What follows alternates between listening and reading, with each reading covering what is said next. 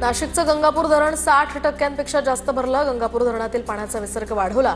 गंगापूर धरणातून सध्या 5186 क्युसेकनं विसर्ग। नाशिकच्या सोमेश्वर धबधब्यावर जाण्यास सुद्धा पर्यटकांना मज्जाव। तर गंगापूर धरणातून पाण्याची विसर्ग केल्यामुळे पाणी पातळीत वाढ, तर सुट्टीमुळे पर्यटकांची गर्दी, अनुचित प्रकार घडू नये यासाठी पोलीस बंदोबस्त। नाशिकात मुसळधार पावसाची हजेरी, गोदावरी नदीच्या पाणी पातळीत वाढ, तर गंगापूर धरणातून गोदावरी नदीपात्रामध्ये पाण्याचा विसर्ग। गोदावरी नदीच्या किनाऱ्यावरील अनेक मंदिरे यामुळे पाण्याखाली।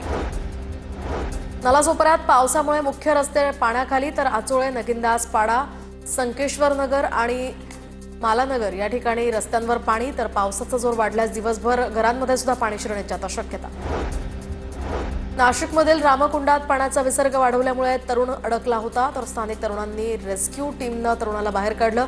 तरुणाला सुखरूप बाहेर काढल्यामुळे दुर्घटना टळली।